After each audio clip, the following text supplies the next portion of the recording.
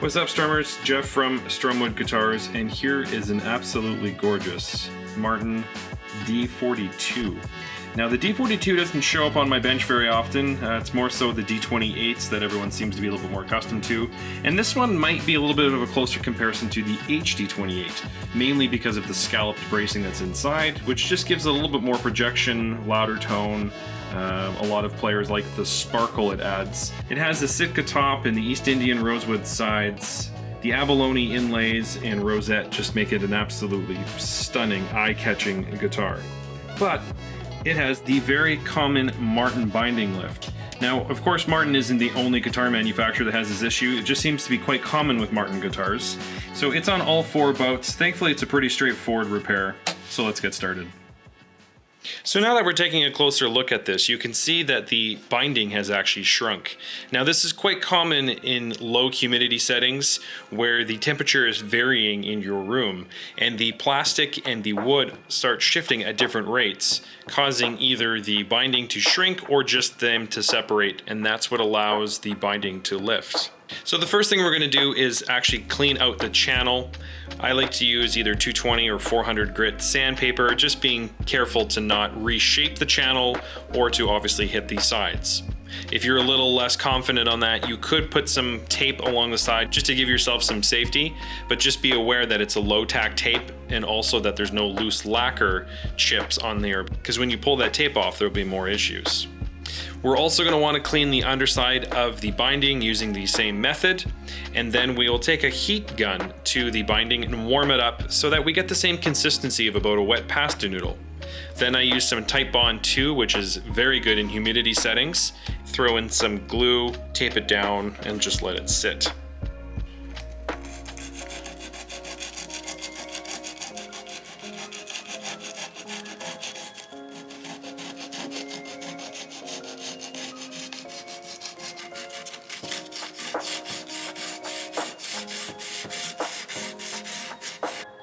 So now that we're in this situation, we really have two different ways we can attack this.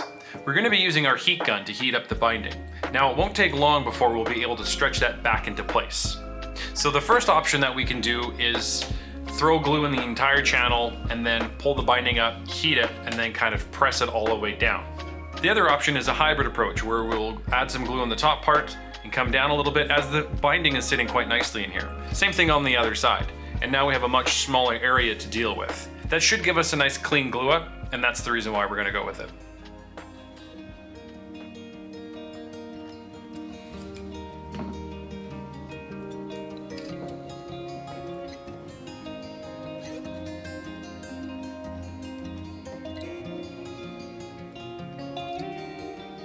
So I apologize for the autofocus issues, but all I'm doing is using some Titebond 2 and putting it in this binding cavity, making sure that it's on the bottom as well as the side and on the bottom of the binding as well.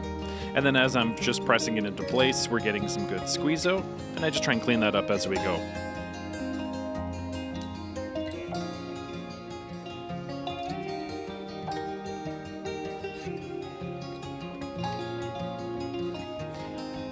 Of course, when the binding is lifting this much off of the guitar, it does make the glue up quite a bit easier, but I do like to do it in small sections.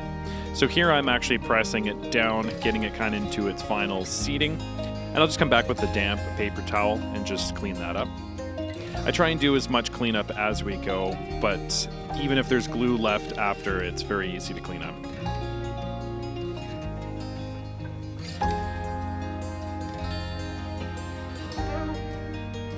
There's many different ways of attaching binding to a guitar.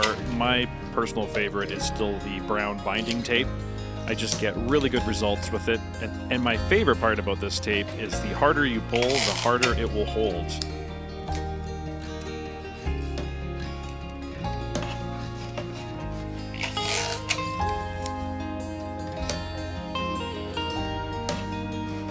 And now this section is where the main issue is. So we're just going to heat up the binding. And the trick with using a heat gun on a guitar is keep it moving. Don't hold it in one spot because you're going to have more issues. And I'm just testing it in that cavity. I want to be able to press it firmly into its pocket.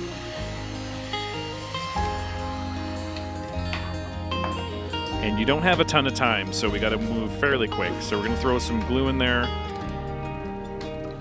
and do the same thing. Make sure we're getting good coverage, and then use the tape.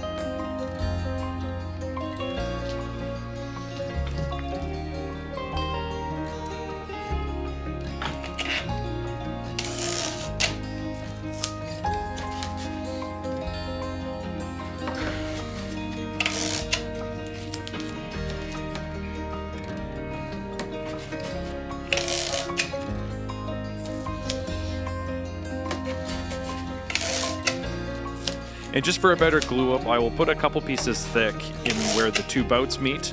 And as everything cools and hardens, I want that to hold as tight as I can.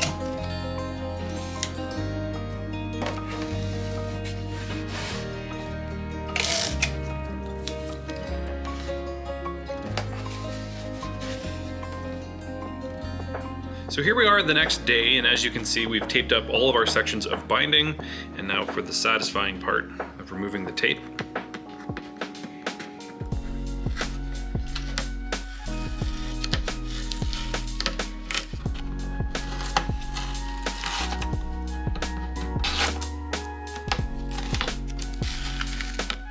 So one thing you always want to be careful of, especially coming around an edge, especially if we have some cracked lacquer, is trying to peel the tape off the edge, because that will pull any sort of loose lacquer bits. So what we'll do is we'll stop before it gets to the very end, and we'll pull up the bottom side.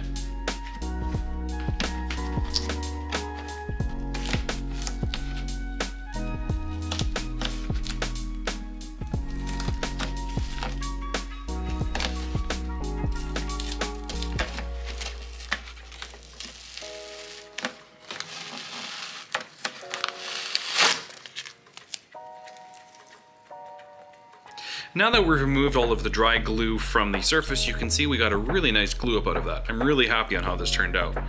So after that last reshaping, we have a very nice smooth transition. I'm not feeling any peaks or valleys anywhere on this, but just for one last step, we will grab some wet sandpaper, and I've used a little bit of water with a couple drops of dish soap in it, just to act as a lubricant against the finish. And that will just give us a nice glass-like finish. If there's any scratches in there, they're easily removed with some car wax or a buffing wheel or whatever method you have. But I really like the results of how that turned out. Just kidding. I forgot about this little gap that we have here. Now we could leave this as this is on the bottom of the guitar, but that doesn't seem right. It actually appears like these two pieces are supposed to align, so you can see how much shrinkage actually happens on the binding with temperature change. So what we'll do is we'll just heat this up, and that will give us a really soft binding so we get a nice clean cut coming across, and then we'll just throw in a little piece to fill the gap.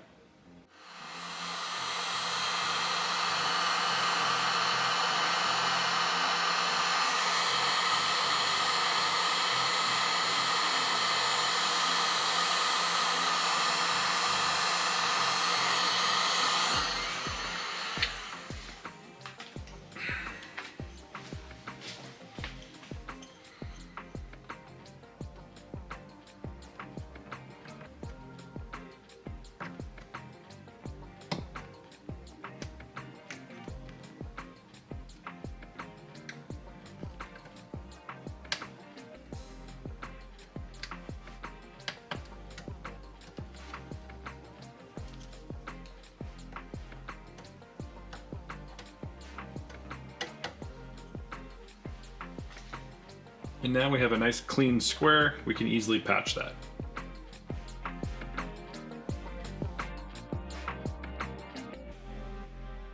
Again, sorry for the autofocus, but what you can sort of see here is that there's no transition line between the binding and the body, and it's all in the prep work to get a nice, clean, tight glue up.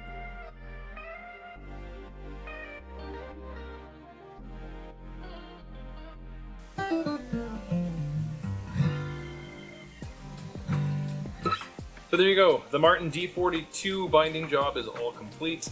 Everything is reattached, aligned, it looks good, it feels good, and most importantly, it doesn't look like it was even damaged. That's kind of the whole point. So thank you so much for watching. If you enjoyed this, feel free to massage the like button, and leave down in the comments any future topics or repairs that you'd like to see in the future. Or if you have a guitar that has binding issues that you've had replaced or need to get replaced, let me know. Until next time, and as always, I hope this brings you one step closer to happy strumming.